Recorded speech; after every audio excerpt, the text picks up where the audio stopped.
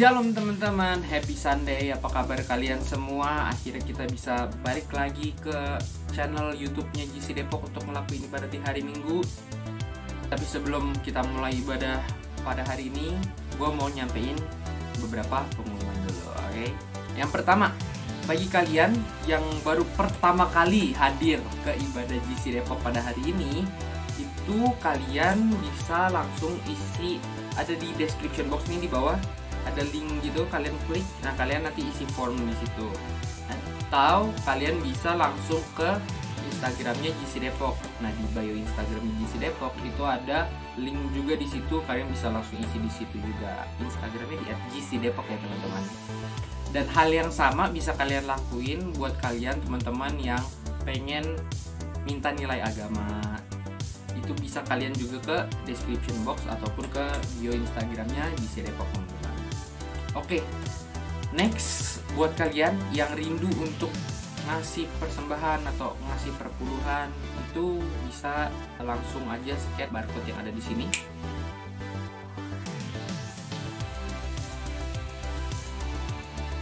Oke, dan minggu depan kita tuh ada ibadah lagi, tapi ibadah kita melalui Zoom, bukan melalui YouTube. Jadi kalau misalkan kalian pengen tahu linknya dari mana, nah itu kalian langsung aja ngechat kakak-kakaknya atau ngechat ke Instagram GC untuk minta di-invite ke grup lain GC Warrior. Yang terakhir nih teman-teman, buat kalian jangan lupa untuk follow Instagram GC Depok yang dari tadi udah gue sering mentionin di @GC Depok, dan juga jangan lupa join ke grup lain GC Depok di GC Warrior grupnya. Dan teman-teman juga jangan lupa follow TikToknya GC. GC juga punya TikTok di @GC Depok juga sama. Dan jangan lupa untuk subscribe ke channel YouTube kita. Kita ada lagu loh teman-teman. Kalian udah dengerin belum? Sekalian promosi. Oke, sekarang udah waktunya kita untuk ibadah. Happy Sunday teman-teman. God bless you all. Selamat beribadah, dan I hope kalian bisa menerima dampak dan bisa membawa dampak ke sekeliling kalian semua. God bless you all. Bye. Happy Sunday.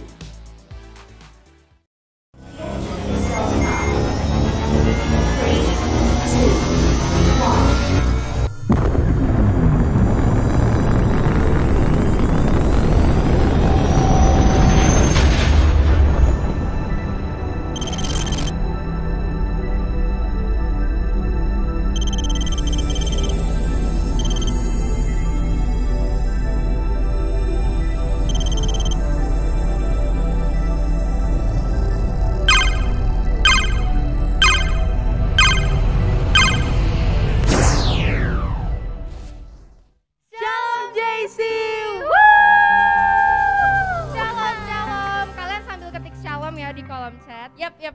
Apa kabar Warriors selama 1 minggu ini? Udah lama kan gak dipanggil Warriors? Lama banget, kita jarang banget manggil teman-teman kita. Makanya aku panggil sekarang Warriors. Dari hari Senin sampai hari ini kalian apa kabarnya?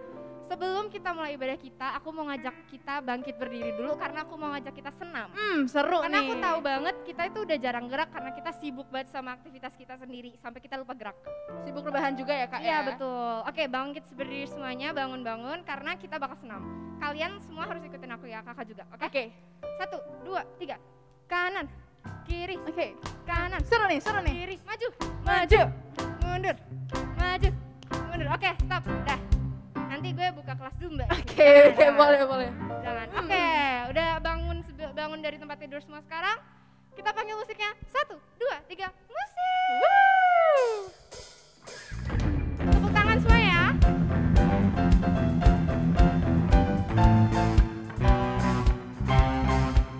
Yo.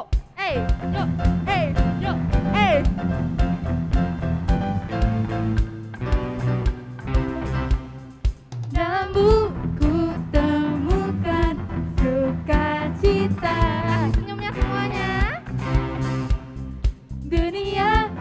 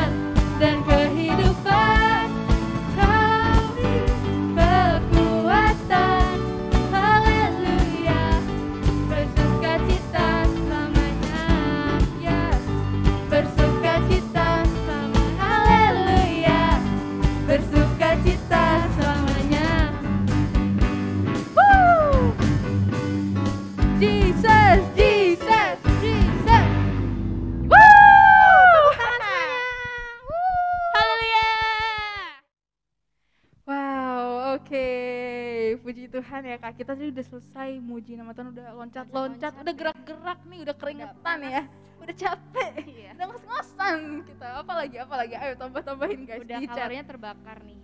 Parah, udah turun 5 kg belum sih aku? Gila, udah langsing banget ini. Oke, nah sekarang kita mau mulai buat nyembah Tuhan. Aku mau undang untuk setiap kita fokusin hati dan pikiran kita buat terjun sama Tuhan. Teman-teman, aku pengen nanya dulu tapi sebelumnya, ada yang masih inget gak nih tema minggu ini tuh apa? Ayo, ada yang masih inget gak? Jangan sampai lupa, karena baru aja kemarin kita up ya Kak posternya, masa udah lupa gitu Kalau kan. kalian nggak tahu berarti kalian nggak lihat. Berarti kalian tidak follow sosial Instagram. media kita. Makanya sekarang yuk cek IG kita dan follow sosial media kita. Jadi promo nih sekarang Iya, ya. marketing Oke, ya. iya. Oke Kak Pika, tema minggu ini tuh apa sih sebenarnya? Apa ya? Aduh aku lupa gimana dong. Jangan sok lupa gitu, aku juga nanti pusing di sini. Apa sih? Apa ayo?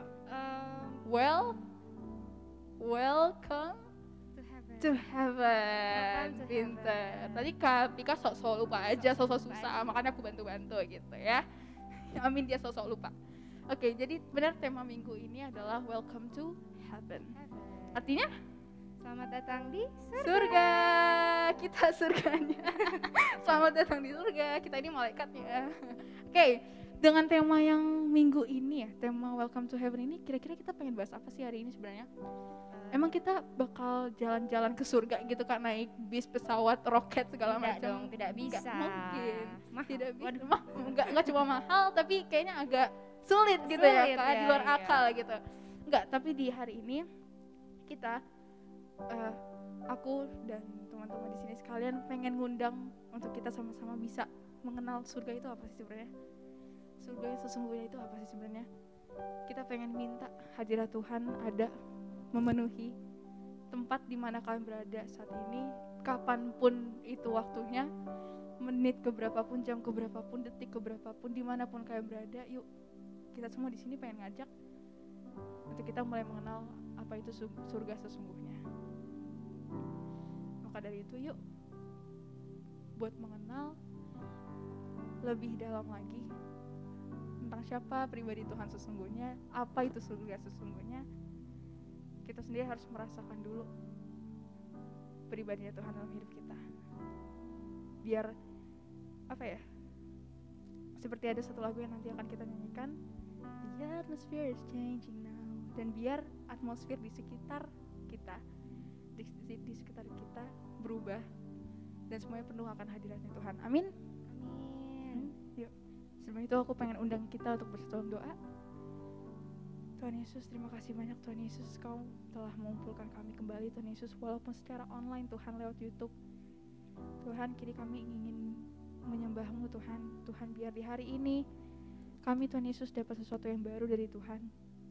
Biar di hari ini kami ibadah dengan tidak pikiran atau hati yang kosong, tapi kami mendapat sesuatu yang baru dari Tuhan. Terima kasih Tuhan Yesus, biarkan kami hari ini dapat merasakan Engkau. Hari ini kami dapat merasakan hadiratnya Tuhan. Hari ini kami dapat rasakan Tuhan, atmosfer di sekitar kami berubah dan penuh dengan hadiratnya Tuhan. Terima kasih Tuhan Yesus, terima kasih Tuhan.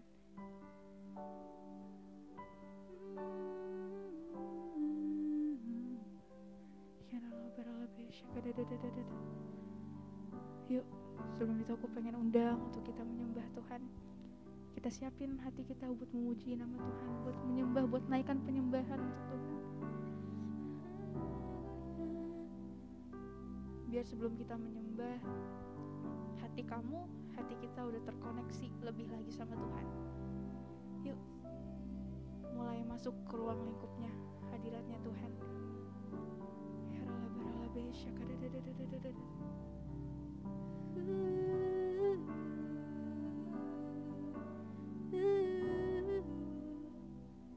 Sentuh hati kami Tuhan, biar hati kami tertuju padamu, tertuju padamu.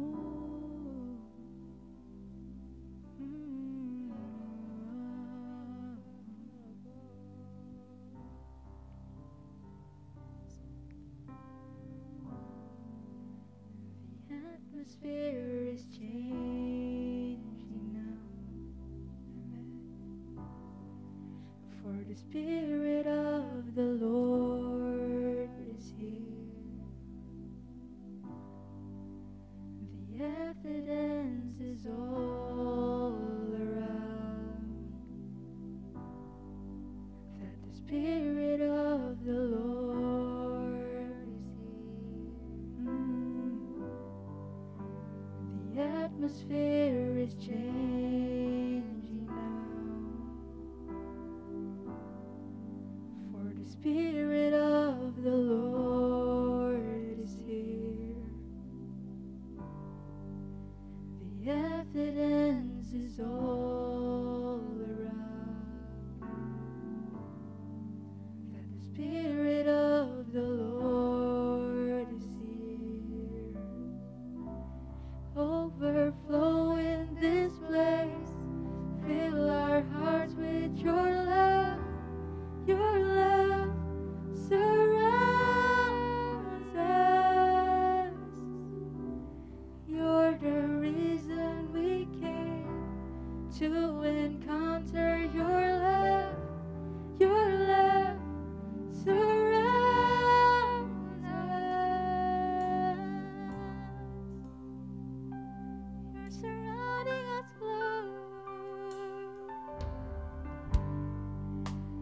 The atmosphere is changing now. For the Spirit of the Lord is here. The evidence is all around that the Spirit of the Lord is here. Overflow in this place. Fill our hearts with your love. Your love surrounds us. You're the reason we came to encounter your love. Your love surrounds us. Overflow in this place, and fill our hearts with your love.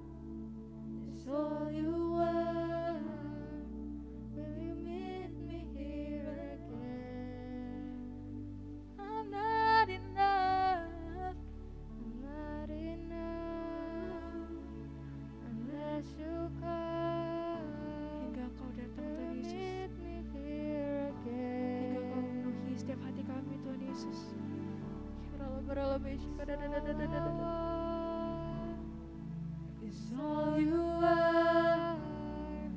Will you meet me here again? Not enough, I'm not enough unless you come. Will you meet me here again? That's all I want. That's all I want. It's all you are. Will you meet me here again? I'm not enough. I'm not enough unless you come. Jika kamu memenuhi setiap hati kami, Tuhan Yesus. Jika sekitar kami berubah, Tuhan Yesus, dan penuh dengan hadirat-Mu, Tuhan.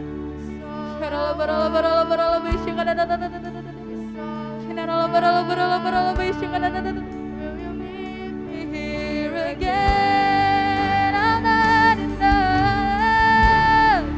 I'm not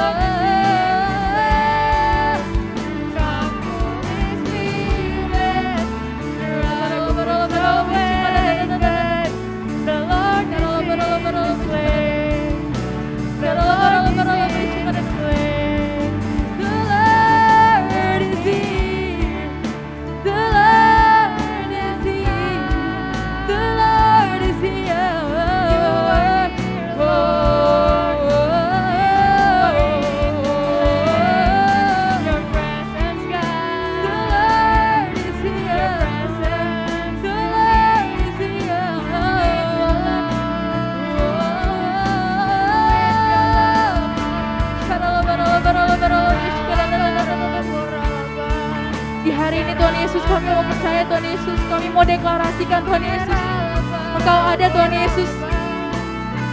Iya Tuhan, kami terpisah akan jarak dan waktu, tapi kami mau percaya Tuhan Yesus, Tuhan hadir atas kami Tuhan. Bahkan kami gak akan puas Tuhan Yesus kalau kami belum merasakan Engkau. Hadir Tuhan, hadir Tuhan.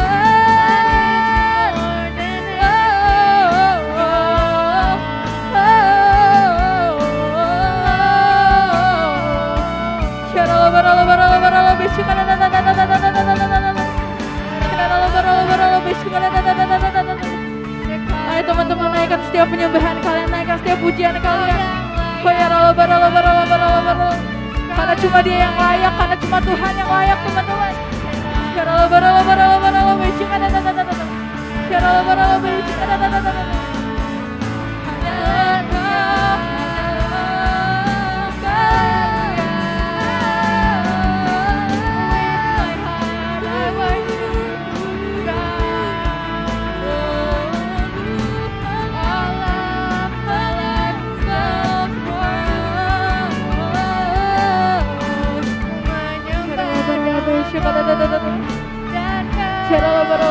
Tuhan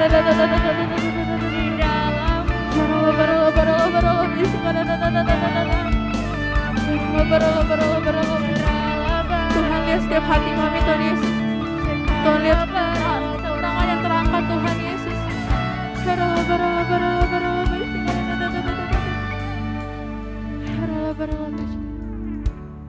Tuhan jangan biarkan kami lalu daripada Tuhan Yesus.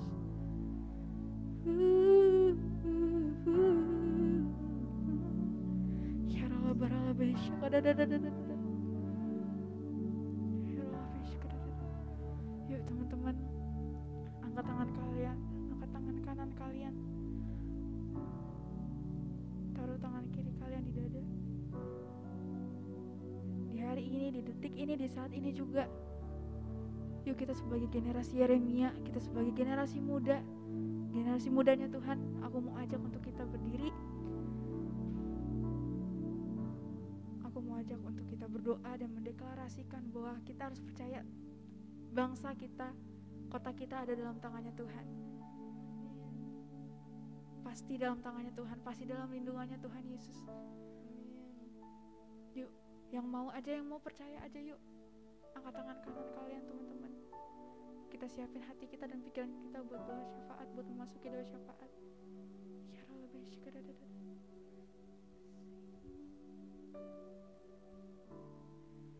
I'm not enough unless you come. Datang Tuhan Yesus, datang Tuhan. Biar hadirat-Mu ada Tuhan Yesus atas bangsa kami, atas kota kami Tuhan. Gak hanya lewat diri kami Tuhan. Ya Rabbi, syukadadadadadada. I'm not enough.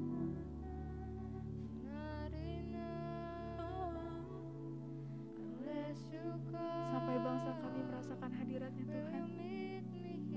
Sampai kota kami, sampai rumah kami merasakan hadiratnya Tuhan. Ya Rabbi, syukadadadada.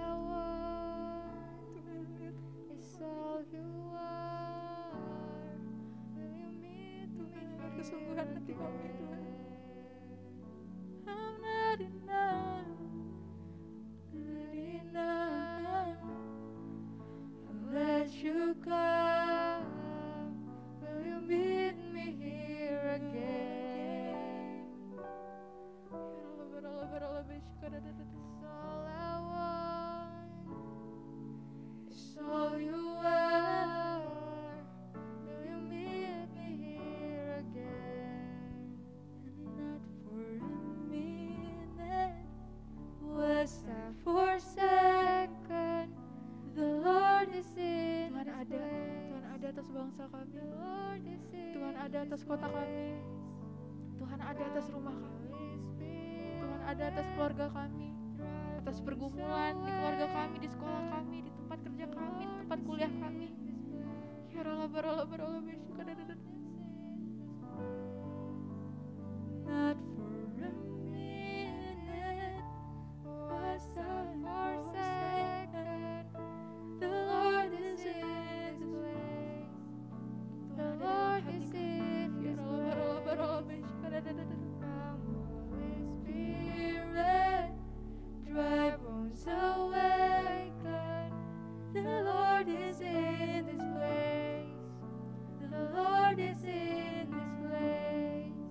The Lord is in this place.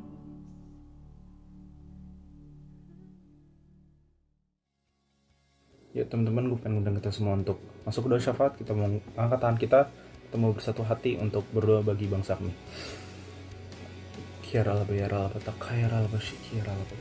Terima kasih Tuhan Yesus untuk hari ini Tuhan. Terima kasih Tuhan atas pimpinan-Mu Tuhan yang kami rasakan di sepanjang minggu kami Tuhan Yesus. Terima kasih Tuhan Yesus atas penyertaan-Mu Tuhan dan kasih karunia-Mu Tuhan Yesus yang kami rasakan Tuhan Yesus, sehingga kami pada saat ini Tuhan kami masih bisa berkumpul lagi Tuhan Yesus di media YouTube kami Tuhan Yesus, di Junior Church Depok ini Tuhan Yesus. Terima kasih banyak Tuhan karena kami ingin bersatu hati Tuhan Yesus. Kami ingin berdoa Tuhan untuk teman-teman kami Tuhan Yesus yang mungkin ada sakit maupun itu COVID-19 ataupun penyakit lainnya Tuhan Yesus. Kami percaya Tuhan Yesus bahwa Kau yang pegang kendali Tuhan Yesus atas hidup mereka Tuhan Yesus. Kau yang angkat penyakit mereka Tuhan Yesus. Kau yang sembuhkan Tuhan Yesus teman-teman kami Tuhan Yesus. Kami juga ingin berdoa Tuhan untuk keadaan COVID-19 yang ada di Indonesia Tuhan Yesus. Kami percaya Tuhan bahwa angka kesembuhannya Tuhan dapat terus meningkat Tuhan Yesus, dan angka penyebaran penyakitnya dapat terus menurun Tuhan Yesus. Dan kami juga berdoa untuk masyarakat Tuhan Yesus agar kami semua dapat mematuhi Tuhan Yesus protokol kesehatan yang sudah diterapkan oleh pemerintah kami Tuhan Yesus. Kami juga ingin berdoa Tuhan Yesus untuk keluarga Tuhan Yesus dalam bidang ekonominya Tuhan Yesus dan finansialnya Tuhan. Kami pegang kendali Tuhan Yesus atas keluarga-keluarga teman-teman kami Tuhan Yesus. Kami percaya Tuhan Yesus bahwa walaupun dalam keadaan pandemi ini Tuhan, kami tetap pegang kendali Tuhan Yesus. Kami percaya Tuhan bahwa gak ada yang mustahil bagi Engkau Tuhan, bahwa keadaan ekonomi kami dapat segera pulih lagi Tuhan Yesus. Tuhan Yesus, kami juga ingin berdoa Tuhan untuk teman-teman kami Tuhan Yesus yang mungkin saat ini keadaan mentalnya sedang tidak stabil Tuhan Yesus. Kami percaya Tuhan Yesus bahwa Engkau lah satu-satunya Allah yang dapat menyembuhkan mereka Tuhan Yesus. Kau yang urapi mereka Tuhan Yesus, Kau yang berkenalan dengan mereka Tuhan, dan mereka dapat segera stabil lagi Tuhan Yesus kondisi mentalnya Tuhan. Kami juga ingin berdoa Tuhan untuk bangsa kami Tuhan Yesus, bangsa Indonesia Tuhan Yesus, terutama pemimpinnya Tuhan Yesus, presiden kami, wakil presiden kami Tuhan Yesus, dan seluruh jajaran pemerintah, menteri-menterinya Tuhan Yesus. Terima kasih Tuhan Yesus. Kami percaya Tuhan Yesus bahwa Kau telah memilih pemimpin-pemimpin yang hebat Tuhan Yesus atas bangsa kami Tuhan. Kami berdoa Tuhan agar kebijakan apapun yang mereka keluarkan Tuhan, semua berasal dari Engkau Tuhan Yesus. Kami juga ingin berdoa Tuhan Yesus untuk kota Depok Tuhan Yesus. Kami percaya Tuhan Yesus kota kami merupakan kota pilihan-Mu Tuhan. Kami berdoa Tuhan Yesus untuk wali kota kami dan wakil wali kota kami Tuhan Yesus. Kau yang urapi mereka Tuhan Yesus, Kau yang pakai mereka lebih lagi Tuhan Yesus dalam memimpin kota kami, agar kota kami dapat menjadi contoh bagi kota-kota lain Tuhan Yesus.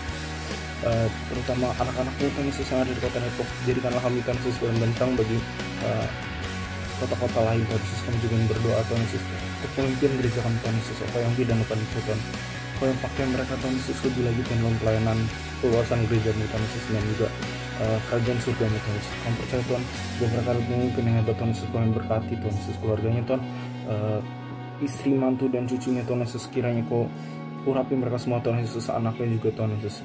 Kami percaya Tuhan Yesus. Kami juga ingin berdoa Tuhan untuk pemimpin GC kami Tuhan Yesus, Mas Stephen dan Karipka Tuhan Yesus. Terima kasih Tuhan atas pemimpin yang hebat Tuhan Yesus. Kau telah memberikan kami pemimpin-pemimpin yang luar biasa Tuhan. Kau yang pakai mereka lebih lagi Tuhan Yesus. Kau memberikan mereka kesehatan Tuhan bagi keluarganya Tuhan Yesus. Kau yang pakai mereka lebih lagi dalam pelayanan di ladang-Mu Tuhan Yesus, dan juga Kau yang limpahkan lagi Tuhan Yesus berkat atas pemimpin-pemimpin kami Tuhan. Terima kasih banyak Tuhan Yesus. Terima kasih Tuhan. Kiranya Kau yang pimpin terus Tuhan ibadah kami Tuhan Yesus, dari saat ini sampai akhir ibadah nanti Tuhan Yesus. Terima kasih Tuhan Yesus, dan ucap syukur haleluya amin. Shalom. Sebelum mendengarkan firman Tuhan, mari kita bersatu di dalam doa. Bapa di surga yang kami puji dan kami sembah di dalam nama Yesus Kristus, terima kasih Tuhan Engkau hadir di dalam ibadah kami pada hari ini. Sekarang urapilah hamba-Mu Tuhan, urapi kami semua. Kami siap untuk menerima kebenaran firman-Mu hanya di dalam nama Yesus Kristus. Haleluya, dan semua kita katakan amin. Amin. Shalom sekali lagi semuanya, saya Pastor Chris dari GB Jalan Jenderal Gatot Subroto Pusat. Hari ini saya mau membagikan perihal sorga.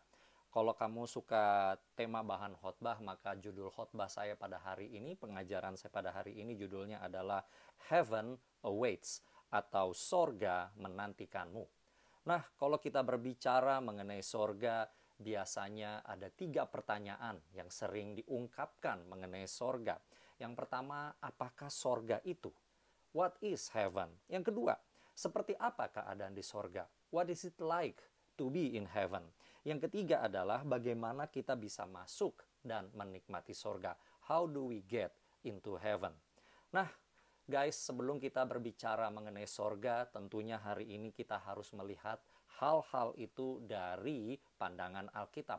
Satu hal yang Pastor mau tekankan kepada kalian semua, bahwa waktu kita mempelajari mengenai sorga di dalam Alkitab, kita harus berangkat dari pemahaman sebagai berikut. Satu, yaitu bahwa Alkitab tidak berusaha untuk menjelaskan apakah sorga itu ada atau tidak. No, Alkitab sudah ada pada posisi bahwa sorga itu ada. Sama seperti halnya ketika Alkitab juga mengatakan bahwa Tuhan itu ada. Jadi pada waktu kita sedang belajar mengenai sorga di Alkitab, ya, kita harus mulai dari pemikiran ini terlebih dahulu. Yang kedua adalah, Kalau kalian tidak percaya kepada kebenaran Alkitab, maka dengan sendirinya juga kalian juga tidak akan percaya akan hal-hal apa yang diungkapkan oleh Alkitab. Jadi saat kita berbicara atau kita mau belajar mengenai sorga, kita harus percaya terlebih dahulu bahwa Alkitab, yaitu firman Allah, adalah ya dan amin. Tidak ada kesalahan di dalamnya. Itu diungkapkan dan diinspirasikan oleh Allah itu sendiri kepada kita semua dari zaman dahulu sampai hari ini. So guys, saya berharap kalian semua siap dengan Alkitab kalian masing-masing. Hari ini kita akan buka banyak ayat-ayat Alkitab supaya firman Tuhan itu sendiri yang berbicara kepada kalian semua. Dan di akhir dari khotbah ini, pastor akan men-challenge kalian, pastor akan bertanya kepada kalian, dan kalian harus meresponi. Dan respon kalian akan menentukan posisi kalian. Apakah kalian sedang menuju ke sorga atau sedang tidak menuju ke sorga. So ini adalah momen yang sangat exciting bagi kita semua. Mari kita mulai apa firman Tuhan yang mau disampaikan pada hari ini ya. Kita akan menjawab, kita akan membahas 3 pertanyaan yang tadi pastor sudah katakan. Yang pertama, apakah sorga itu? What is heaven? Kalau kita melihat di dalam Alkitab dan kita menyelidikinya dari awal hingga akhir, dari Kejadian hingga kitab Wahyu, maka Alkitab seringkali menggunakan beberapa kata yang itu juga artinya sama dengan sorga, ya. Nah, kita lihat kata-kata yang digunakan di Alkitab mengenai sorga, ya. Antara lain 4 ini yang paling sering, ya. Nomor 1 itu adalah langit. Yang kedua itu adalah sorga itu sendiri. Yang ketiga itu adalah rumah Bapa. Dan yang keempat, ini kitab Wahyu yang mengatakannya, tapi perjanjian lama juga ada. Itu adalah mengenai langit yang baru dan bumi yang baru.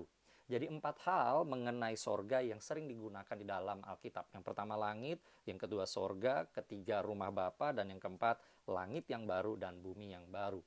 Nah, penggunaan kata-kata ini seringkali mungkin membuat kita bingung.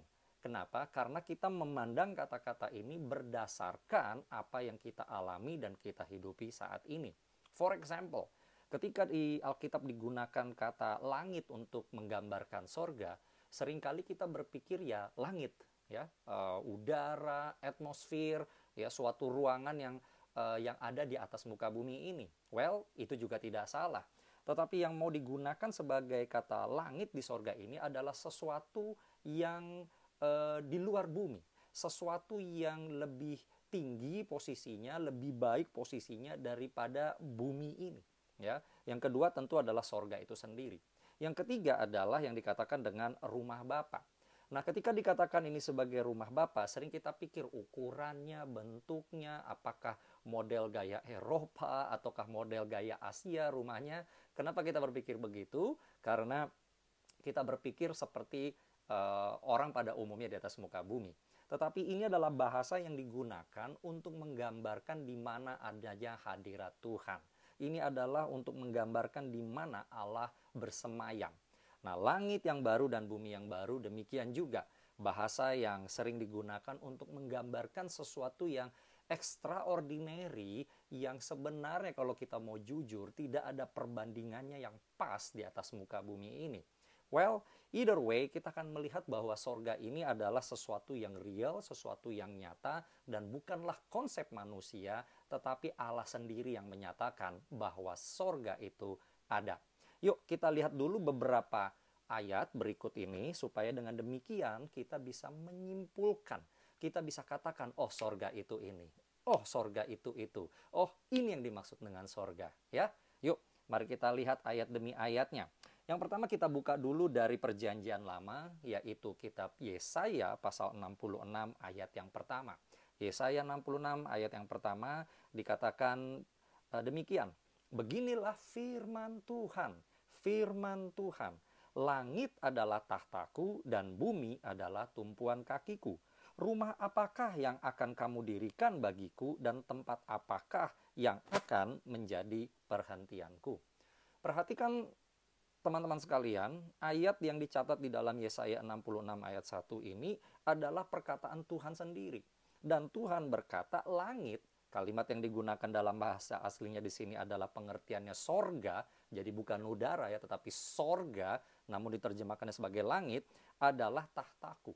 Jadi jelas di sini Tuhan sendiri mengatakan sorga adalah tempat di mana tahtanya itu berada. Sorga adalah tempatnya Tuhan. Wow, ya. Jadi kita lihat di sini Allah sendiri menegaskan ya sorga itu apa. Lalu kita buka ayat yang berikutnya. Kali ini dari Tuhan Yesus sendiri yang berbicara. Matius 6 ayat 9 sampai 10. Matius 6 ayat 9 sampai 10, ya. Ini adalah sangat terkenal dari doa Bapa kami, dikatakan, karena itu berdoalah demikian, Bapa kami yang di sorga. Bapa kami yang di sorga, dikuduskanlah namamu, datanglah kerajaanmu, jadilah kehendakmu di bumi seperti di sorga. Nah, kita lihat di sini bahwa Tuhan konsisten dengan apa yang sudah Dia sampaikan di Perjanjian Lama dengan yang di Perjanjian Baru. Di Perjanjian Lama, Allah Bapa mengungkapkan bahwa itu adalah tahtanya. Dan kita lihat di Perjanjian Lama, Allah Bapa mengungkapkan itu adalah tahtanya. Nah, di Perjanjian Baru kita melihat Yesus menjelaskan kepada kita bahwa Allah Bapa itu di sorga. Jadi ada suatu yang namanya konsisten. Di Perjanjian Lama dikatakan demikian, di Perjanjian Baru dikatakan demikian. Dan lagi pula Yesaya 66 yang tadi sudah kita baca lebih awal, itu pun akan diangkat kembali oleh Tuhan Yesus di dalam Matius 5. Jadi ada penegasan bahwa sorga itu bukanlah konsep. Sorga itu bukanlah cuma sekedar pemikiran manusia. Tapi sorga adalah sesuatu di mana Allah berada di sana dan Allah berkuasa di sana. Ya, yuk kita buka lagi ayat yang berikutnya. Ini masih dari Tuhan Yesus. Yohanes 14 ayat 2 dan 3. Yohanes 14 ayat 2 dan 3. Pastor sangat rindu hari ini kita buka banyak ayat Alkitab supaya kamu semua mengerti apa yang Tuhan ungkapkan, apa yang menjadi isi hati Tuhan. Yohanes 14 ayat 2 dan 3 dikatakan, di rumah Bapakku. Wah, ini Tuhan Yesus. Di rumah Bapakku banyak tempat tinggal. Jika tidak demikian, tentu aku mengatakannya kepadamu. Sebab aku pergi ke situ untuk menyediakan, perhatikan, tempat bagimu. Tempat untuk kamu, tempat juga untuk saya, tempat untuk kita. Yesus lanjutkan, dan apabila aku telah pergi ke situ dan telah menyediakan tempat bagimu, aku akan datang kembali dan membawa kamu, perhatikan, ke tempatku. Supaya di mana aku berada, kamu pun berada. Guys, kita baca di dalam Yohanes 14 ayat 2 dan 3, ini adalah momen di mana Tuhan Yesus berbicara kepada murid-muridnya sebelum akhirnya nanti Dia akan memulai perjalanan penderitaannya dan akhirnya disalibkan dan dikuburkan. Dan karena momen itu menjadi momen yang sangat menyedihkan dan mengerikan, dan akan membuat syok banyak murid-muridnya, maka Yesus menjanjikan apa yang akan terjadi ke depan ini, ya. Dan Tuhan Yesus mengungkapkan bahwa Dia nantinya setelah Dia bangkit akan kembali ke rumah Bapa. Tadi kita sudah baca rumah Bapa itu adalah sorga. Kenapa Dia pergi ke sorga? Untuk menyiapkan tempat bagi murid-muridnya, untuk menyiapkan tempat bagi orang yang percaya kepadanya. Dan perhatikan tadi di dalam Yohanes 14 ayat 3 dikatakan setelah itu siap, Tuhan Yesus akan datang kembali dan membawa kita semua, murid-muridnya, ke tempatnya Dia. Dikatakan sana, aku akan membawa kamu ke tempatku. Perhatikan di ayat itu. Artinya apa? Sorga bukan cuma sekedar atau hanya kediaman dari tahta Allah Bapa dan di mana Allah Bapa berada, tetapi sorga juga adalah tempatnya Tuhan Yesus. Itu juga adalah tempatnya Tuhan Yesus. Dan Tuhan Yesus ada di sana, Dia rindu supaya kita ada di sana. Di mana ada Tuhan Yesus, kita pun berada bersama dengan Tuhan Yesus. Wow, itulah makanya saya katakan heaven awaits you. Surga, sorga menantikanmu. Kenapa? Karena yang bertahta di sana, yang pergi ke sana, yang menebus kita, menantikan kita semua ada di sorga. Wow, ya. Mari kita lihat lagi. Ketika Yesus akhirnya bangkit dari kematian, lalu Dia naik ke sorga, dicatat dalam Kisah Para Rasul 1. Lalu ketika Dia naik ke sorga, murid-murid melihat ke atas, dan ketika mereka melihat agak termangu-mangu, bingung, ya, takjub gitu ya, amazed ya.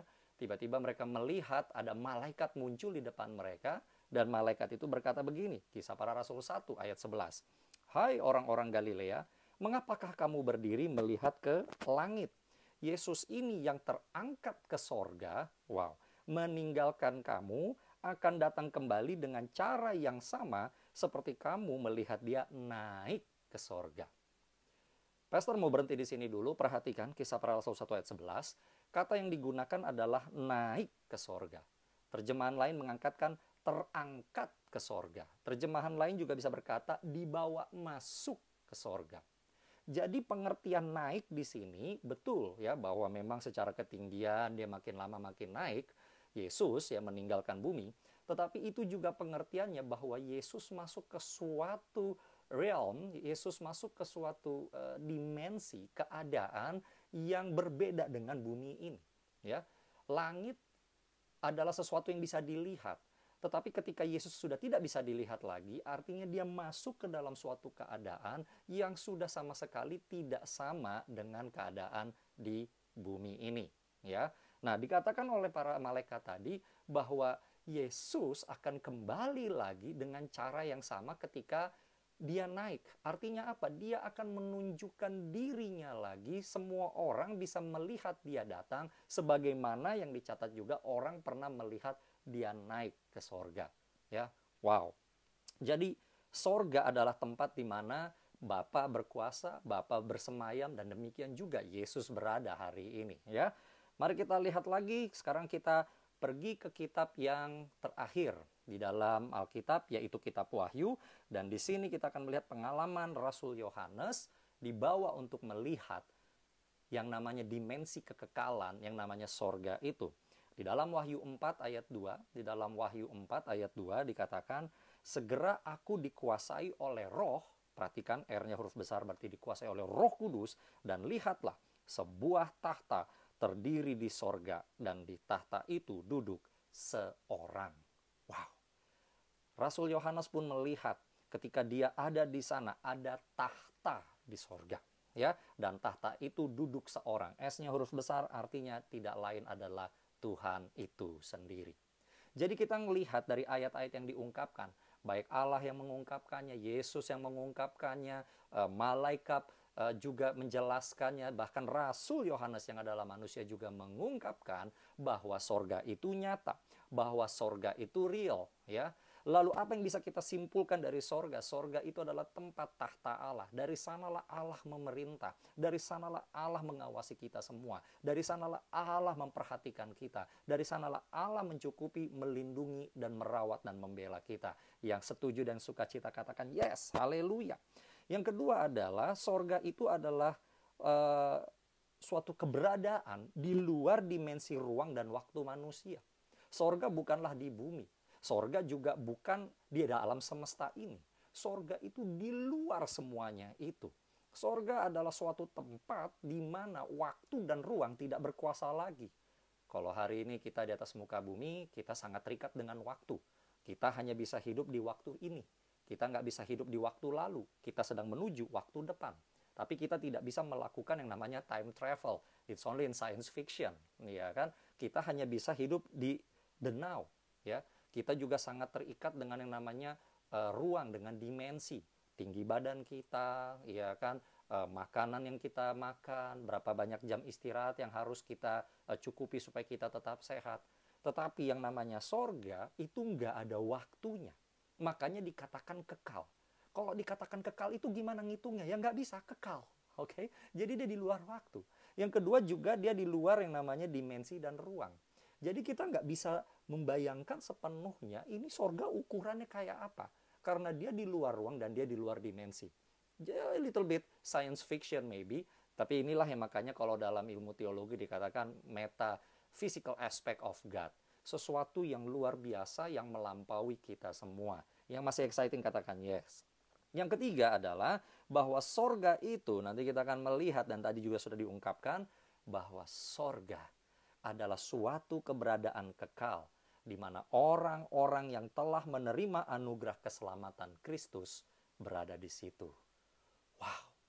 Jadi di mana orang-orang yang menerima anugerah keselamatan Kristus setelah waktu mereka selesai di atas muka bumi ini, setelah mereka meninggal di atas muka bumi ini, kemana semua orang-orang yang telah menerima anugerah keselamatan dari Yesus Kristus, mereka ada di sorga. Kita semua ke sorga. Orang-orang yang meninggal di dalam Tuhan Yesus Kristus sudah bersama Tuhan. Mereka sedang menikmati sorga. Wow. Can you imagine being with someone that you really very in love with? Bisa nggak kamu bayangkan kamu tuh sedang bersama dengan orang yang sangat kamu cintai? Wow, time doesn't matter anymore. Waktu menjadi tidak ada masalah lagi, tidak ada gunanya. Kamu hanya pengen fokus bersama dengan orang yang kamu kasihi itu. Well, maybe pakai gambaran yang kurang istimewa ini, tetapi paling tidak begini. Mungkin di sini ada yang punya fans terhadap tokoh tertentu, mungkin itu artis, mungkin itu seorang scientist, mungkin itu tokoh militer, atau apapun lah. Ya, bahasa kerennya sekarang, you have your own bias. Kamu punya biasmu gitu ya.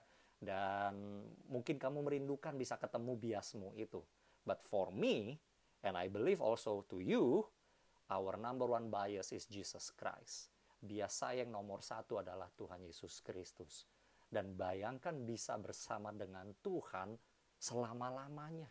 Tanpa ada waktu lagi. Tidak merasa bosan akan hal itu. Kenapa? Kebosanan berbicara mengenai waktu. Tapi ini waktu tidak lagi berkuasa. Of course, tidak lagi kita merasa bosan. So, sorga itu adalah sesuatu yang awesome. Sorga itu sesuatu yang amazing. Karena faktor terutamanya, Allah ada di sana. Yesus ada di sana. Yang setuju, yang mengerti, sampai titik ini katakan amin. Haleluya. Yang kedua kita akan bahas adalah, lalu seperti apa keadaan di sorga? Oke, kita sudah understand bahwa Tuhan ada di sana, itu tempat yang amazing, tetapi apa yang bisa kita rasakan di sorga? Gimana keadaan di sorga itu? Pastor mau katakan begini, heaven is a perfect place. Heaven is a perfect existence. Heaven is a presence of the Lord. Sorga itu adalah suatu tempat yang sempurna. Sempurna. Gak ada tuh namanya more perfect. Gak ada. Perfect itu namanya ya sudah sempurna. Gak ada yang namanya lebih sempurna. Oh, gak ada. Ya, sempurna itu udah final. Ini tempat yang sangat sempurna. Kita akan berada di dalam keadaan yang terbaik. Kehidupan yang terbaik. Kita ada di dalam eksistensi yang terbaik. Ya, hidup kita ini di dalam keadaan yang terbaik, melampaui apa yang bisa kita bayangkan. Dan yang lebih luar biasa, heaven adalah tempat di mana kita bisa selalu merasakan hadirat Tuhan. Tuhan bersama dengan kita, Tuhan tidak jauh dari kita, and literally Tuhan bersama dengan kita all the time, and all the time. Wow. Kalau kita baca di dalam kitab Wahyu, ada begitu banyak gambaran yang digunakan oleh Rasul Yohanes untuk menjelaskan mengenai sorga. Dipergunakan banyak batu-batu mulia, dipergunakan banyak keindahan yang ada di atas muka bumi ini, digunakan sebagai gambaran untuk menunjukkan betapa indah dan megahnya sorga itu. Tetapi itu semua adalah bahasa yang paling jauh yang bisa digunakan oleh manusia untuk menjelaskan sorga. Dan kalau kita mau bahas satu demi satu, semua keindahan sorga, kita akan kehabisan waktu di atas muka bumi ini. Tetapi pastor mau tunjukkan, kenapa sorga itu keadaan yang luar biasa.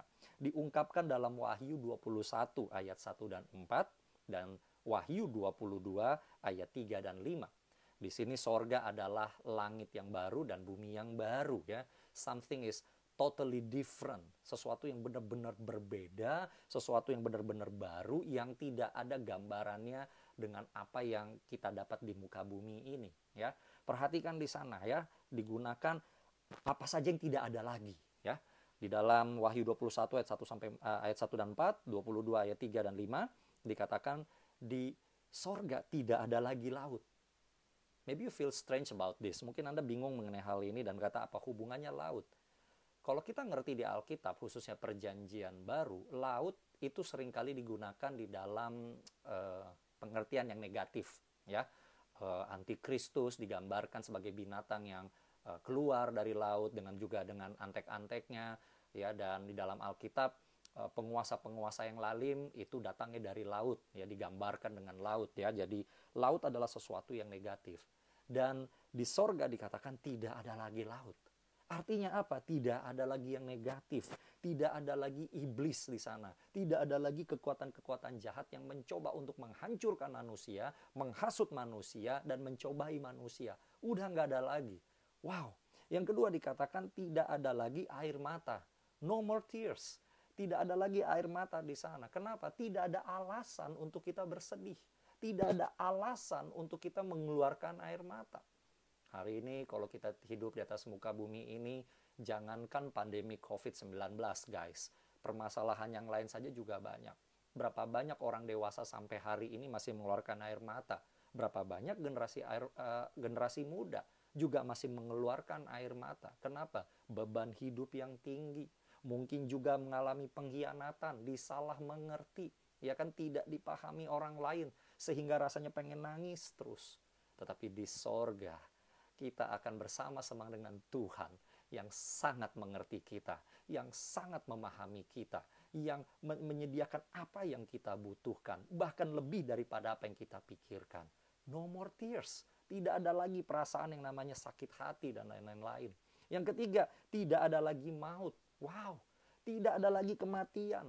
Ya, kematian adalah suatu hal yang lumrah terjadi di atas muka bumi ini, karena di atas muka bumi ini segala sesuatu ada waktunya. Tetapi di sorga, waktu sudah tidak lagi berkuasa. Makanya tidak ada lagi maut, tidak ada lagi kematian. Apalagi tidak ada lagi perkabungan. There is no more sorrow. Tidak ada lagi rasa sedih karena kita kehilangan orang yang kita kasihi. No, actually di sorga, semua orang-orang yang kita kasihi yang meninggal di dalam Yesus Kristus, kita akan bertemu dengan mereka lagi. Dan mereka semua ada di dalam keadaan yang paling sempurna. Saya nggak tahu, kamu mungkin pernah kehilangan keluarga, atau teman, atau sahabat, atau siapapun yang sangat kamu kasihi. Dan mereka semua adalah anak-anak Tuhan yang setia, percaya sama Tuhan, cinta Tuhan mati-matian. Dan sekalipun hal itu terjadi, mungkin mereka meninggalnya dengan cara yang tidak menyenangkan. Mungkin kamu berpikir, masa sih sudah cinta sama Tuhan, masih bisa matinya kayak begini? Aduh, kok tragis sekali. Well guys, itulah yang terjadi di atas muka bumi. Yang namanya penderitaan seringkali tidak bisa dihindari. Dan banyak hal-hal yang kita tidak mengerti. Tetapi dengarkan pastor baik-baik. Semua orang yang meninggal di dalam Kristus, sekalipun meninggalnya dengan cara tragis di atas muka bumi ini, tapi kita kelak akan bertemu dengan mereka di sorga, dan mereka dalam keadaan yang terbaik. They are in their perfect existence. Mereka ada di dalam keadaan yang terbaik. Bahkan segala penderitaan di atas muka bumi itu tidak terlihat lagi. Wow, tidak terlihat lagi di dalam mereka. Tidak ada lagi, Alkitab mencatat di sana yang namanya ratap tangis. Tahu kenapa nggak ada lagi ratap tangis? Karena ratap tangis adalah suatu jeritan hati ketika penghiburan tidak datang. Tetapi di sana Allah Bapa, Putra, dan Roh Kudus ada bersama dengan kita. Semua yang kita kasihi ada di sana, sehingga kita tidak perlu lagi meratap dan tidak perlu menangis. Kita semua dalam keadaan yang bahagia luar biasa. Dikatakan lagi apa? Tidak ada lagi duka cita, yang ada sukacita. Wow, sesuatu yang nggak bisa digambarkan, sukacita yang luar biasa. Ya. Lalu tidak ada lagi laknat. Ini bahasa Indonesia lama ya, laknat. Kalau bahasa gampangnya cursing atau memaki-maki. Tidak ada lagi kutukan. Gak ada lagi kutukan. Gak ada lagi orang yang melemparkan kata-kata yang kurang ajar, kata-kata yang menyakitkan hati kita. Tidak ada lagi kutuk, tidak ada lagi yang namanya nasib dan yang lain-lain. No, gak ada lagi yang namanya takdir yang buruk. Semua dalam keadaan yang the best di surga itu. Dan tidak ada lagi malam. Guys, dalam bahasa Alkitab, malam itu adalah sesuatu yang mengerikan. Semua orang ketika siang hari bisa bekerja, malam hari kita tidur, kita mengunci semua pintu, dan bahkan mungkin ya kita akan membuat lebih ekstra rumah kita aman. Kenapa? Karena kita semua pada posisi paling lemah pada saat malam. Bagi seorang tentara atau prajurit, khususnya di perjanjian lama, kalau mereka dapat tugas jaga malam, itu paling mengerikan. Mereka merindukan supaya fajar, sunrise segera datang. Kenapa? Malam gelap, gak tahu apa yang terjadi. Tetapi di sorga tidak ada lagi malam. Kenapa? Allah itu sendiri, sang pelita kebenaran, sang surya kebenaran itu yang menjadi cahaya dan menerangi hidup kita. Kita tidak perlu lagi takut akan kedahsyatan malam. Kita tidak perlu lagi takut akan ketidakpastian. Kenapa? Di sorga semuanya pasti. Di sorga ada kebahagiaan, ada sukacita, ada kegembiraan. Dan itu untuk selama-lamanya. Wow, wow. Coba lihat. Dalam Wahyu 21 ayat 3 bagian B dan 22 ayat 4, ya, dicatat oleh Rasul Yohanes di sana dikatakan, lihatlah, kemah Allah ada di tengah-tengah manusia, dan ia akan diam bersama-sama dengan mereka.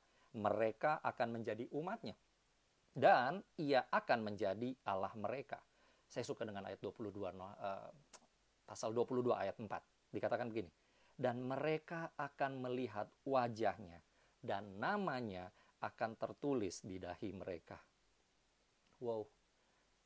Kalau teman-teman perhatikan ya, sampai hari ini semua orang masih menantikan, terutama yang cinta sama Tuhan, saya yakin, untuk melihat wajah Tuhan. Melihat wajah Tuhan di dalam kemuliaannya. Tapi itu hanya bisa terjadi nanti kalau kita di sorga. Kita akan melihat wajah, kita akan melihat muka Tuhan. Oh, sosok yang begitu mengasihi kita, yang memperhatikan kita, yang memberkati kita sampai hari ini. Ini adalah menjadi kerinduan. Pastor berdoa itu juga menjadi kerinduanmu juga. Engkau pengen melihat Sang Juru Selamat itu, Allah yang mengasihimu itu. Dan dikatakan di sini tertulis di dahi mereka. Kalau kamu baca di dalam kitab Wahyu beberapa pasal sebelumnya, pada zaman kekuasaan antikristus, orang-orang yang mengikut antikristus, maka antikristus memberikan identitas namanya dia kepada orang-orang tersebut. Dan dari situlah ketahuan siapa pengikut antikristus dan siapa yang bukan. Tetapi nanti dikatakan namanya Tuhan tertulis di dahi mereka. Artinya apa? Kita ini jelas adalah pengikutnya Tuhan Yesus. Identitas kita adalah pengikutnya Tuhan. Dan Allah bangga untuk menaruhkan namanya di dalam kita. Wow, wow. Suatu jaminan bahwa kita ini adalah bagian dari keluarganya Tuhan. Yang menggembira katakan yes, haleluya. Akhirnya kita tiba di pertanyaan yang paling penting nomor 3. Bagaimana kita bisa masuk dan menikmati sorga? Guys, berita buruknya adalah semua orang tidak bisa ke sorga. Pastor, itu benar. Semua orang tidak bisa ke sorga. Yes, semua orang tidak bisa ke sorga. Perhatiin ya, pastor nggak ngomong begini, tidak semua orang. Enggak, semua orang tidak bisa ke sorga. Including pastor, nggak bisa ke sorga. Loh, kok begitu pastor? Mari kita lihat dulu, ya, supaya kamu jangan kaget. Ya. Manusia dengan usahanya, manusia dengan cara apapun tidak bisa ke sorga. Kenapa? Karena ada penghalang yang luar biasa besar. Ya, ada penghalang yang luar biasa besar, yang penghalang ini harus dicabut terlebih dahulu, disingkirkan, baru orang bisa ke sorga. Kita buka dari Roma 3 ayat 23. Dan kita akan buka banyak ayat Alkitab ya.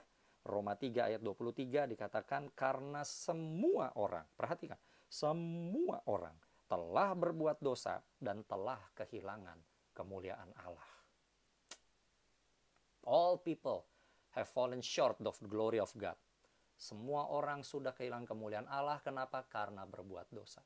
Dan sorga adalah tempat yang begitu mulia dan begitu perfect, sehingga tidak mungkin ada dosa setitik pun akan diperkenankan oleh Tuhan untuk masuk ke sana. Tidak diperkenankan ada dosa setitik pun dibawa oleh orang untuk masuk ke sana. Because it's a perfect place. Dan yang memerintah adalah Allah yang juga perfect. Allah yang sempurna. Jadi kita lihat di sini, nggak ada satupun yang bisa masuk sorga. Tetapi kita tahu tadi, kita sudah baca, bahwa Tuhan merindukan supaya kita ada di sorga. Nah, jadi bagaimana caranya? Bagaimana caranya Allah supaya kita bisa masuk sorga? Saya mau katakan gini ya guys, masalah kita ada di sorga, ya, maksudnya perihal kita ada di sorga. Itu Tuhan lebih rindu kita ada di sana daripada kita yang seringkali rindu ada di sorga. Manusia yang nggak percaya Tuhan itu lebih rindu ada di atas muka bumi. Tapi orang yang percaya sama Tuhan, ada yang mau ada di sorga, tapi ada juga herannya ngakunya percaya Tuhan Yesus, pengennya juga tetap di bumi aja. Tetapi Tuhan sangat merindukan semua orang yang percaya kepadanya ada di sorga. Tapi masalahnya bagaimana supaya semua orang ya yang di atas muka bumi ini yang telah buat dosa ini bisa ke sorga. Mari kita buka ayatnya lagi. Roma 6 ayat 23. Ini menjadi perkara, tapi ini juga ada solusinya. Sebab upah dosa ialah maut. Tetapi kasih karunia Allah ialah hidup yang kekal dalam Kristus Yesus, Tuhan kita. Jadi lihat, upah dosa ialah maut. Waduh, jadi kalau upah dosa adalah maut apa? Semua orang tempatnya bukan di sorga, tapi di neraka. Waduh, ya kan? But, wait, ayatnya nggak berhenti di situ. Perhatikan tadi di ayat 23 dikatakan, tetapi kasih karunia Allah ialah hidup yang kekal. Perhatikan, hidup yang kekal dalam Kristus Yesus Tuhan kita. So, satu sisi manusia itu ke neraka, bukan karena Tuhan lempar manusia ke sana. No, semua manusia ke neraka karena buat dosa. Namun Tuhan berikan alternatif supaya kita bisa hidup kekal. Apa itu? Yaitu adalah supaya kita ada di dalam Kristus Yesus Tuhan kita. Dan ini namanya kasih karunia. Sesuatu yang Tuhan berikan kepada kita supaya kita bisa hidup kekal. Gimana caranya supaya kita bisa hidup kekal? Kita harus ada di dalam Kristus Yesus. Wow, begitukah kita harus ada dalam Kristus Yesus? Yes. Kenapa demikian? Yuk buka ayat lagi. Ya, kita buka ayat lagi. Dikatakan Roma 5 ayat 8 sekarang. Roma 5 ayat 8. Akan tetapi Allah menunjukkan kasih-Nya kepada kita oleh karena Kristus telah mati untuk kita ketika kita masih berdosa.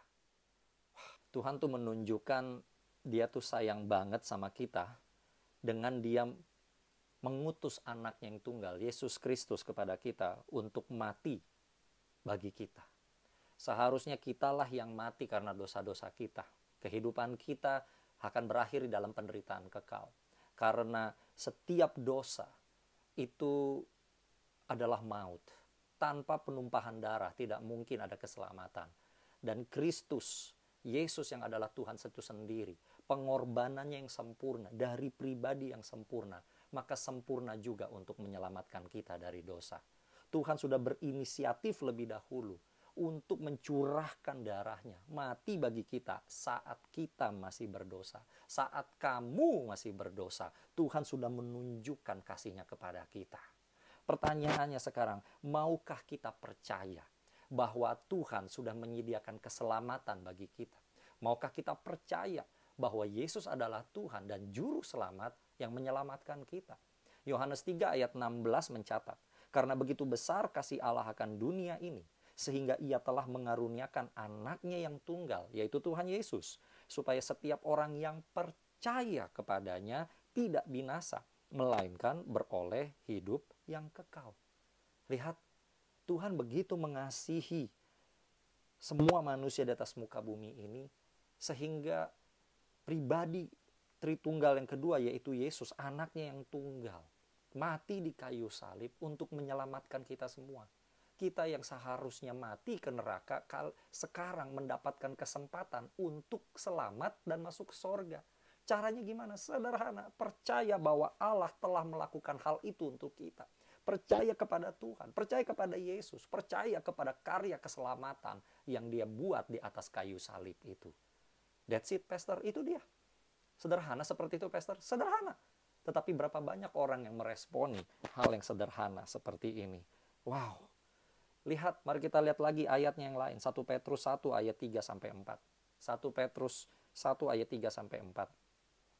Terpujilah Allah dan Bapa Tuhan kita Yesus Kristus, yang karena rahmat-Nya yang besar telah melahirkan kita kembali oleh kebangkitan Yesus Kristus dari antara orang mati, kepada suatu hidup yang penuh pengharapan. Wow. Untuk menerima suatu bagian yang tidak dapat binasa, yang tidak dapat cemar, dan yang tidak dapat layu, yang tersimpan di sorga bagi kamu. Wow.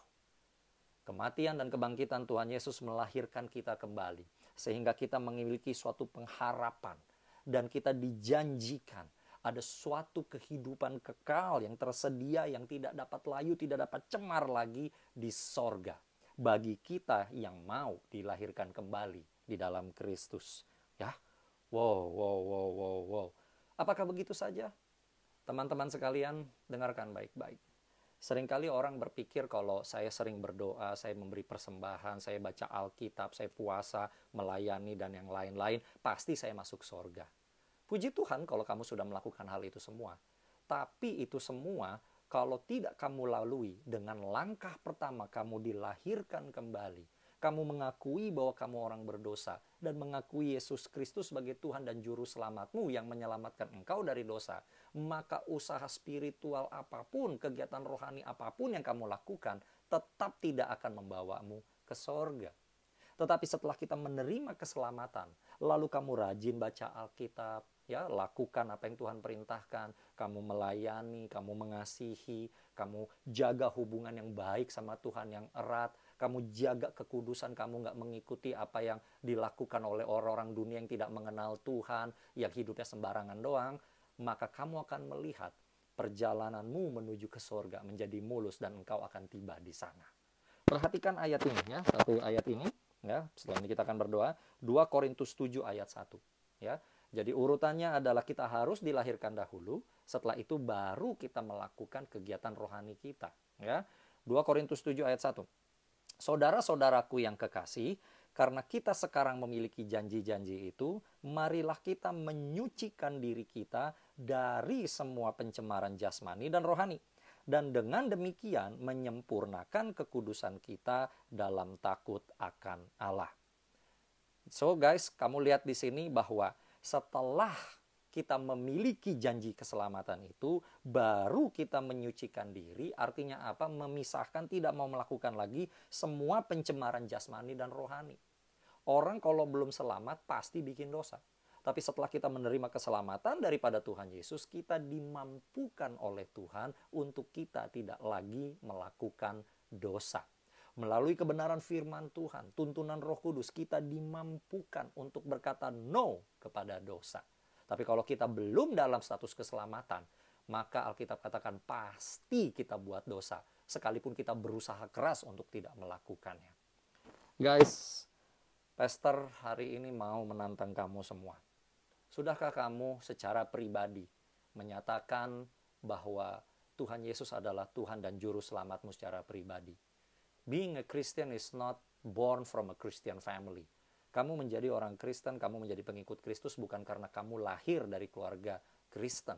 Itu adalah statusmu saja.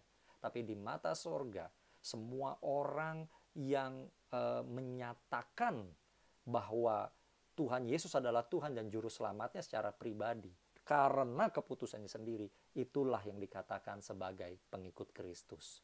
Hari ini, siapapun kamu, kalau kamu belum pernah secara pribadi ngomong sama Tuhan, Tuhan, aku orang berdosa. Aku tahu kalau orang berdosa perginya ke neraka dan bukan ke sorga. Tapi hari ini aku mengakui Engkau adalah Tuhan dan Juru Selamatku.